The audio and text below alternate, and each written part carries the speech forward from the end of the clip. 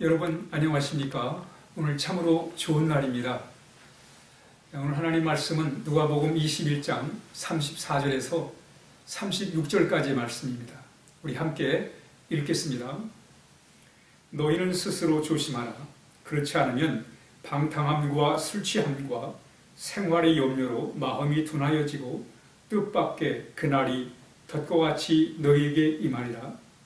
이 날은 온 지구상에 거하는 모든 사람에게 임하리라.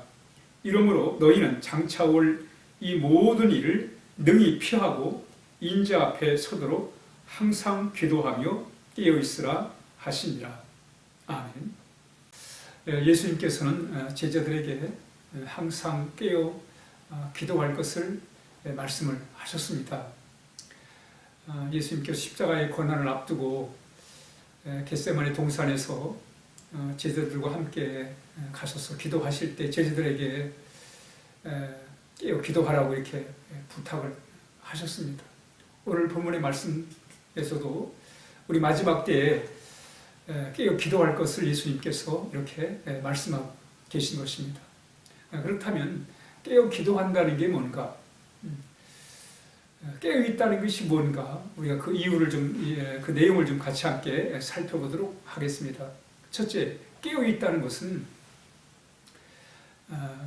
상황을 정확하게 직시하는 것입니다.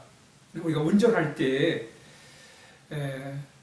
우리가 상황을 정확히 볼 것을 봐야 돼요. 볼 것을 보지 못하면 사고가 나는 것입니다.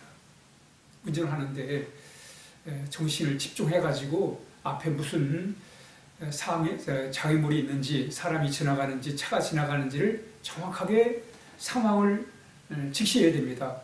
그렇지 않고 사람이 지나가는 걸 보지 못하고 가면 사고가 나는 거예요. 차가 지나가는데 그걸 보지 못하고 지나가면 사고가 나는 것입니다. 그러므로 깨어있다는 것은 바로 상황을 바르게 파악하는 거예요. 직시하는 것입니다. 볼 것을 봐야 돼요. 볼 것을 보지 못하면 그건 잠들어 있는 것입니다. 그러므로 깨어있다라는 이 말씀의 첫 번째 의미는 볼 것을 봐야 된다. 정확히 봐야 된다는 거예요. 그래야 우리가 믿음을 잘 지켜나갈 수 있다는 것입니다. 뿐만 아니라 이 깨어있다고 하는 뜻이 뭐냐면 정신을 바짝 차리라는 거예요. 정신을 바짝 차려야지. 그렇지 않으면 정신을 잘못된 데 다른 데 쏟아버리면 이 소매치기가 말이죠. 이 정신을 다른 데 판 사람들의 그 호주머니를 털게 된단 말이죠. 그러니까 자신이 정신을 바짝 차리지 않고 딴 생각에 빠져 있으면 소매치기 손이 말이죠. 자기 주머니에 들어갔다 나가도 모르는 거예요. 그러므로 항상 이렇게 정신을 바짝 차린다. 그런 의미로 우리가 이 깨어있다는 말을 이해할 수가 있겠습니다. 뿐만 아니라 이 깨어있다는 말은 분별을 잘하는 거예요. 이게 선인지 악인지, 이것이 거짓인지 참인지, 또는 지옥인지 천국인지를 잘 분별을 해야 됩니다. 이 소문이 정말 사실인가? 그렇지 않고 잘못하다 보면, 분별력이 없다 보면 소문에 참 마음이 휘둘려가지고 오림을 당할 때가 많단 말이죠. 그러므로 우리는 늘 분별력, 판별력을 우리가 늘 가지고 살아가는 것.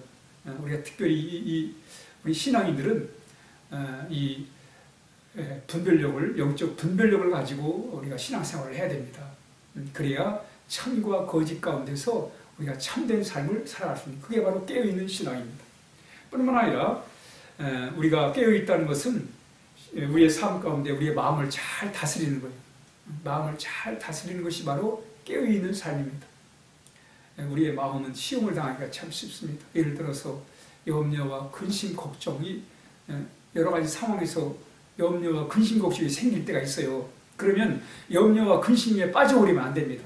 깨어있다는 것은 바로 염려와 근심이 올 때, 내가 염려하면 안 되지, 근심할 필요가 없지, 이렇게 깨어있는 거예요.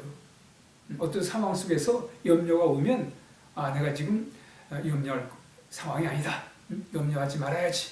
또 우리가 살다 보면 불만스러운, 원망스러운 상황을 만나게 됩니다. 그때 불만거리 때문에 불만한다든가, 또는 원망거리 때문에 원망하면 그건 잠들어 버리는 거예요. 그러나 깨어있는 사람들은 내가 지금 원망스러운 상황이지만 그러나 오히려 그때 감사하는 거예요. 그게 깨어있는 삶이란 말이죠.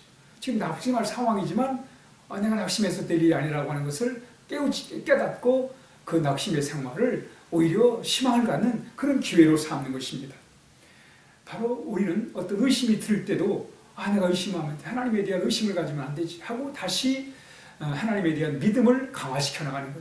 바로 그것이 깨어있는 삶의 모습임을 오늘 말씀이 우리에게 가르쳐주고 있는 것입니다. 우리 늘 감사하고 기뻐하고 즐거워하고 소망 가운데 우리가 살아가고 말이죠. 어려움 중에 인내하는 그런 삶, 그게 바로 깨어있는 삶의 모습이란 말이죠. 또 우리가 깨어 있어야 될 이유가 뭐냐면 이 사탄은 늘 우리를 유혹합니다. 시험합니다. 깨딱 잘못하면 사탄의 유혹에 넘어갈 수밖에 없어요. 그러므로 우리 늘 사탄의 이 전략에 민감해가지고 그래서 늘 사탄을 경계하고 그리고 우리의 마음 관리를 잘하는 것, 바로 그것이 깨어있는 삶입니다.